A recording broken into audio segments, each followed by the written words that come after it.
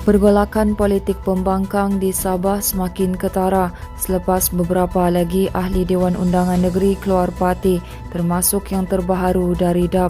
Ketua UMNO Sabah Datuk Seri Mokhtar Radin berkata DAP Sabah dilihat semakin tertekan dengan krisis keyakinan berikutan kekalahan teruk dalam dua pilihan raya negeri PRN baru-baru ini.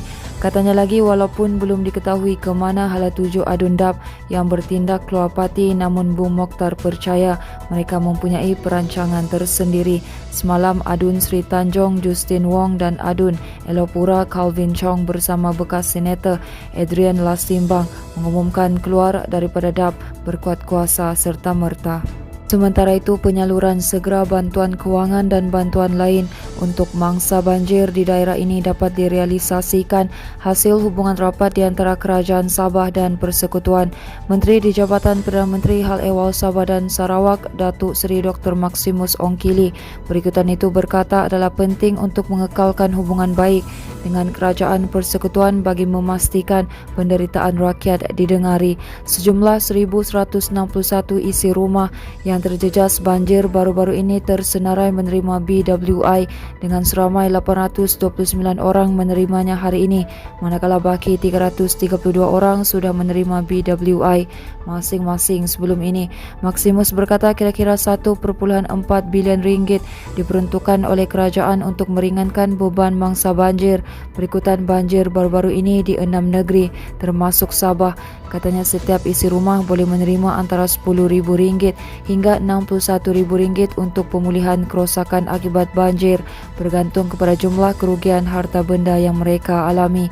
Selain BWI, kerajaan juga menawarkan bantuan lain kepada setiap mangsa seperti baucer tunai RM500 untuk pembelian peralatan elektrik serta diskaun 50% untuk alat ganti kenderaan Proton dan Pro 2. Manakala syarikat lain menawarkan perkhidmatan tunda kereta percuma dan diskaun sekurang-kurangnya 25% untuk alat ganti dan bayaran pembaikan di pusat servis berdaftar. Kerajaan turut memberikan baucer RM1,000 untuk pembaikan atau pembelian bagi menggantikan kenderaan persendirian yang mengalami kerosakan keseluruhan, bantuan tunai sehingga RM5,000 untuk membaiki rumah, manakala bagi setiap mangsa yang rumahnya musnah sepenuhnya, kerajaan akan membantu menampung kos sehingga RM56,000 untuk membina rumah baru. Maximus yang juga ahli Parlimen Kota Marudu berkata dalam kes kerajaan pimpinan pembangkang Selangor kurang pengalaman mengurus bencana seperti banjir dan ketiadaan hubungan kerja yang erat dengan Kerajaan Persekutuan menambahkan lagi kesukaran mengurus bencana banjir. Dalam perkembangan lain, Maximus berkata pejabat daerah Kota Marudu menganggarkan RM46 juta nilai kerosakan akibat banjir baru-baru ini, yang mana kerajaan sudah meluluskan peruntukan RM24 juta untuk kerja-kerja pembaikan. Manakala sekurang-kurangnya 20 rumah musnah terbakar dalam kejadian di kawasan Rumah Setinggan berhampiran sekolah jenis kebangsaan Cina SJKC Chonghua, Kelombong hari ini. Kejadian jam 4 pagi itu bagaimanapun tidak membabitkan kehilangan nyawa, namun terdapat seorang lelaki dilaporkan mengalami sesak nafas. Jurucakap Pusat Gerakan Operasi Jabatan Bomba dan Penyelamat Malaysia Sabah berkata pihaknya menerima panggilan kecemasan pada jam 4.10 pagi.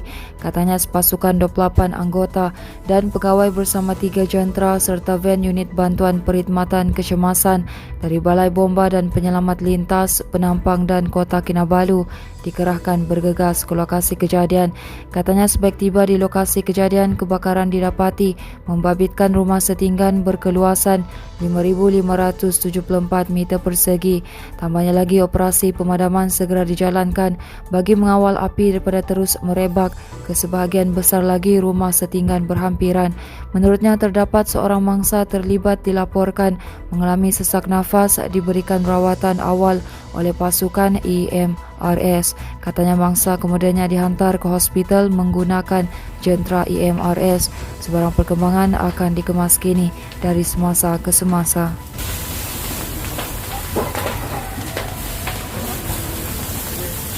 Siapa yang Berita seterusnya, seorang wanita dipercayai guru sebuah sekolah tadika di Penampang maut selepas terjun dari sebuah bangunan di Lintas Plaza, Kota Kinabalu hari ini. Dalam kejadian kira-kira jam 8 pagi itu, wanita berusia 50 tahun terbabit dikatakan dilihat berdiri di kawasan parkir di tingkat 4 bangunan berkenaan sebelum bertindak terjun. Ketua Polis Daerah Kota Kinabalu, Assistant Commissioner Muhammad Zaidi Abdullah berkata, siasatan awal mendapati mangsa masuk ke bangunan berkenaan pada jam 7.10 pagi dan meletakkan kenderaannya di tingkat 4. Katanya mangsa kemudiannya dipercayai terjun dan disedari orang awam yang kemudiannya bertindak menghubungi polis untuk mendapatkan bantuan. Polis menerima laporan daripada orang awam pada jam 8.05 pagi dan sepasukan polis terus dikerah ke lokasi kejadian. Mangsa disahkan meninggal dunia oleh pasukan perubatan yang turut hadir membantu di lokasi kejadian.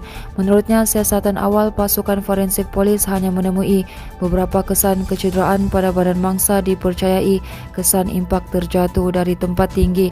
Katanya polis juga tidak menemui sebarang senjata di lokasi yang boleh dikaitkan dengan kematian mangsa di tempat kejadian. Setakat ini, kes diklasifikasikan sebagai kematian mengejut dan mayat mangsa dihantar ke Jabatan Forensik Hospital Queen Elizabeth I untuk menjalani ujian COVID-19 sebelum proses bedah siasat.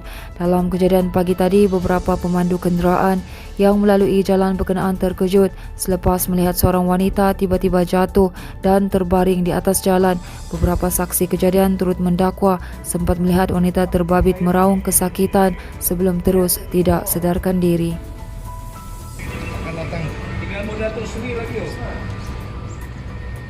Seterusnya, selepas beberapa hari mencatat peningkatan kes COVID-19 disebabkan kluster baharu di beberapa daerah, catatan jangkitan di Sabah kembali ke bawah 200 kes hari ini. Jurucakap Perkembangan Harian COVID-19 Sabah, Datuk Seri Masri Manjun berkata, secara keseluruhan sebanyak 176 kes baharu dicatat hari ini, turun 80 kes berbanding semalam. Katanya jumlah kes baharu daripada kluster aktif juga menunjukkan penurunan dengan hanya 11 kes hari ini, iaitu 7 dari kluster Jalan Pertukangan, Sandakan dan 4 lagi dari kluster Puri, Ranau.